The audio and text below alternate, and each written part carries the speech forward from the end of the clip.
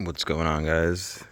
It's the middle of July and we're starting to see some stretching here, which means everything's going to be flowering in the next few weeks to a month, I'd say. And so I got to get these cages set up a little higher on all three of these, as you can see.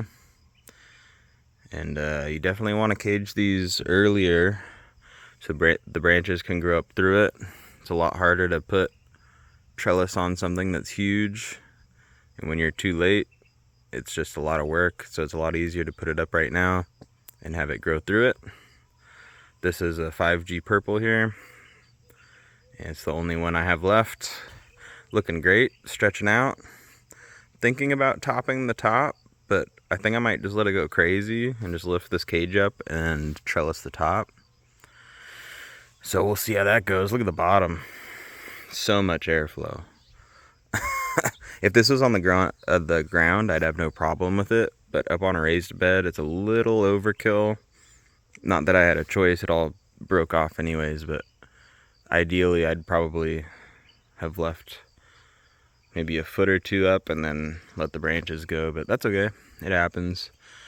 So I gotta get these cages up, and definitely time to start thinking about caging or trellising or however you guys think is best for your garden. But I like these cages on the outside, and then I do trellis up top. I think I'm a fan of the trellis a little more. It can move a little bit, and I don't know. I like the way Nuggy Nick does it. He does 4 T-posts and he does trellis layers all the way up and on the sides. I think I'm a fan of that. I think I might try it on a few of mine next year. I don't know, but yeah, everything else is looking good. I'd like to say thanks to almost 4,000 of you. Pretty crazy that many people are following my garden, but thank you for everybody that's been here from the beginning to now.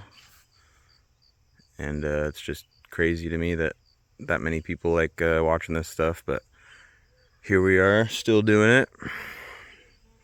Hopefully everybody's doing good and everybody's gardens are doing great. Peace.